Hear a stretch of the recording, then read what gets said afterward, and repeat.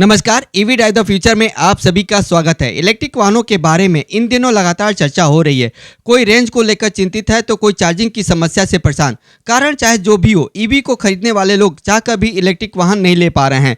इसी टेस्टिंग को जानने के लिए जी मीडिया से विशाल कुमार जी दिल्ली से जालंधर तक का सफर करने जा रहे हैं, जो लगभग 400 किलोमीटर दूर है। क्या वाकई में इंफ्रास्ट्रक्चर बदला है? आइए जानते हैं उन्हीं की जुबानी। वह जिस इलेक्ट्रिक वाहन से सफर करने जा रहे हैं वह है MG ZS EV। चलिए सफर की शुरुआत करते हैं। हमारा सफर MG के लाजपत नगर शोरूम से शुरू होगा और NH44 से होते हुए जालंधर शहर तक जाएगा। यह दूरी करीब 400 किलोमीटर की है। रास्ते में पड़ने वाले कुछ शहर हैं पानीपत, करनाल, कुरुक्षेत्र और लुधियाना। हमारा जो सफ़र है वो सुबह 10 बजे शुरू होता है और हमारा ट्रैवल टाइम लगभग 7 से 8 घंटे का रहने वाला है। इस बीच हम 2 जगह ब्रेक भी लेंगे। अच्छी बात यह है कि रास्ते में कई जगह पर इलेक्ट्रिक चार्जिंग स्टेशन भी पड़ने वाले हैं, जिसके अकॉर्डिंग हम अपने ब्रेक्स को प्लान करने वाले हैं। अब इस इलेक्ट्रिक कार की स्पेसिफिकेशंस की बात कर लेते हैं। इसमें आपको मिलती है 50 किलोवाट आवर का बैटरी पैक और साथ में एक इलेक्ट्रिक मोटर दी गई है जो कि जनरेट करती है 176 हॉर्स पावर और 280 Nm off peak torque. Company claim करती है कि ये बैटरी और इलेक्ट्रिक मोटर का जो सेटअप है वो आपको 461 किलोमीटर का जो रेंज है वो दावा करती है कंपनी, लेकिन जो एक्चुअल रेंज है वो ऑब्वियसली कम रहती है।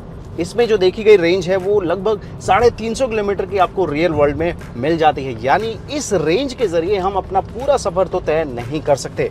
इसलिए हम एक ऐसी जगह पर रुकेंगे जहां हम लंच भी कर लें और साथ में अपनी इस इलेक्ट्रिक कार को चार्ज भी कर लें। तो हमारा जो अगला स्टॉप होगा वो होगा करनाल, जहां पर हम लंच करने वाले हैं और इस बैटरी को भी चार्ज करेंगे। तो सीधा रुकते हैं अब करनाल में। तो इस गाड़ी के कुछ फीचर्स का भी जिक्र कर देते हैं। पहली चीज़, इसमें आपको एक बड़ा सा डिस्प्ले मिलता है। हालांकि कई जगहों पर मैंने इसको थोड़ा सा लैग महसूस किया इस डिस्प्ले में। कुछ फीचर्स की अगर मैं बात करूं तो इसमें आपको एंड्रॉयड ऑटो और एप्पल कारप्ले मिलता तो ज़रूर है, लेकिन वो वायर्ड वाला मिलता है। आप देख सकते हैं कितने सारे तार मैंने ये लगाए हुए हैं, ये इसी वजह से है। वायरलेस एंड्रॉयड ऑटो और एप्पल कारप्ले मिलता तो ज़्यादा बेटर होता। एनीवेज, इसमें एक मोड्स के भी काफ़ी सारे फीचर दिए गए हैं, जैसे कि आपको मिल जाता है इको मोड, आपको मिल जाता है नॉर्मल मोड, स्पोर्ट्स मोड। ये मोड्स इसलिए भी ज़रूरी है कि आपको ज़्यादा रेंज मिल पाए। इको मोड में आपको सबसे अच्छी रेंज मिलेगी, लेकिन पावर थोड़ी सी कम हो जाएगी। वहीं अगर आप स्पोर्ट्स मोड लगाते हैं तो आपको पावर ज़्यादा मिलेगी, रेंज थोड़ी ज़रूर कम हो जाती है। हालांकि जिसकी पावर फिगर्स हैं वो इतनी अच्छी हैं कि आपको इको मोड से स्पोर्ट्स मोड में जाने की शायद ही ज़रूरत महसूस हो। इसमें आपको कुछ अच्छे फीचर्स भी मिल जाते हैं, जैसे कि इसमें ब्लाइंड स्पॉट मॉनिटरिंग दिया गया है, जो कि बताता है पीछे से आने वाले किसी भी व्हीकल के बारे में अलर्ट देता है आपको, ताकि टक्कर वगैरह की कोई स्थिति ना आ जाए। इसके साथ ही आपको वायरलेस चार्जिंग भी मिल जाती है। बड़ा सा पैनोरामिक सनरूफ दिया गया है और भी कई सारे अच्छे फीचर्स हैं। एसी को लेकर मैं ये कहना चाहूँगा, एसी मुझे उतना पावरफुल नहीं लगा जितना मैं एक पेट्रोल कार में महसूस करता हूँ।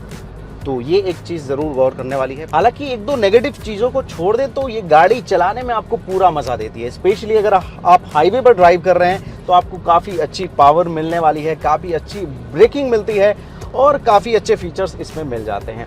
तो हमने अपना लंच ब्रेक करनाल में लिया है। यहाँ BPCL के पेट्रोल पंप पर ही चार्जिंग की सुविधा भी है। आपको बता दें कि MG मोटर्स और BPCL मिलकर देश भर में चार्जिंग स्टेशंस की सुविधा दे रहे हैं।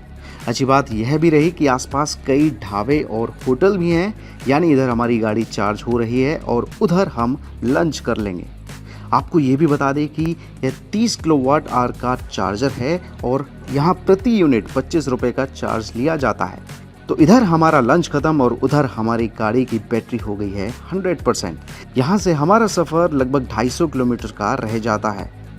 तो अब हम करनाल से निकल चुके हैं। यहाँ हमने लंच किया और उतनी ही देर में हमने गाड़ी को चार्जिंग पे भी लगाया है। अच्छी बात ये रही कि यहाँ पर चार्जिंग के बहुत सारे ऑप्शंस हैं। पेट्रोल पंप से लेके और जो रेस्टोरेंट हैं वहाँ पे भी चार्जिंग के ऑप्शंस अलग अलग दिए गए हैं।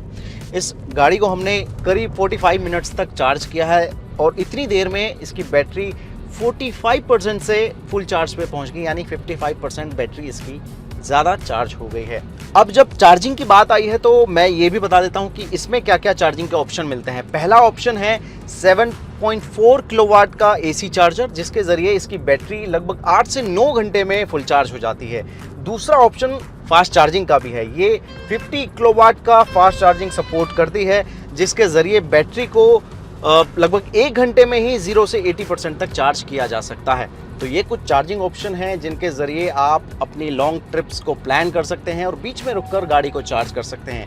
अब हमारा जो अगला स्टॉप होगा वो होगा लुधियाना, जहां हम 5-10 मिनट के लिए स्नैक्स वगैरह के लिए रुकने वाले हैं। तो अब सीधा मिलते हैं लुधियाना में। लुधियाना पहुंचने तक सूरज देवता हमें टाटा बाय बाय कर चुके हैं। लुधियाना में भी हम टी और स्नैक्स के लिए ब्रेक लेने वाले हैं। यहाँ भी आपको चार्जिंग की सुविधा मिल जाती है, लेकिन हमें इसकी ज़रूरत महसूस नहीं हुई, यानी हमने अपनी गाड़ी को चार्ज नहीं किया।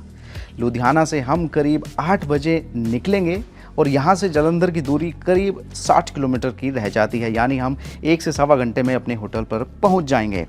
तो अब हम जालंधर पहुंचने वाले हैं और घड़ी में लगभग 9:30 बज चुके हैं। हमारी कार में अभी भी ठीक ठाक बैटरी बची हुई है, यानी सिर्फ एक जगह रुककर फुल चार्ज करना हमारे लिए काफ़ी रहा। इस दौरान हमारी गाड़ी का एसी फुल स्पीड पर ऑन रहा। साथ में हमने बीच में कई जगह पर म्यूज़िक भी सुना और अपने स्मार्टफोन भी लगातार चार्ज किए हैं।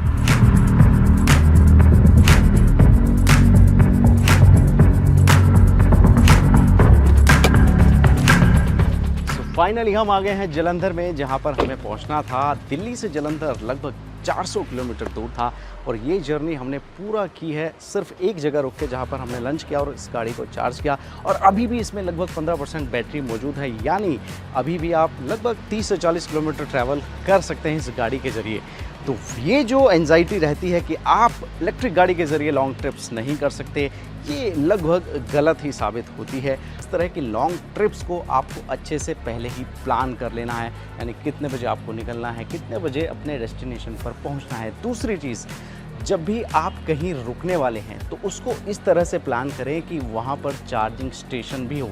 जैसे हमने जहाँ लंच किया वहाँ चार्जिंग स्टेशन था।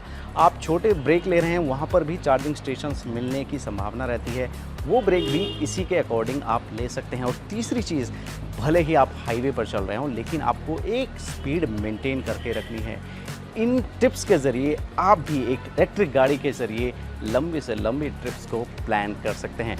आपको ज़रूर जागरूक होना है, आपको इलेक्ट्रिक गाड़ियों से जुड़ी हर एक डिटेल को समझना है, तभी ये देश भी बदलेगा और इलेक्ट्रिक गाड़ियों का बाज़ार भी बदलेगा।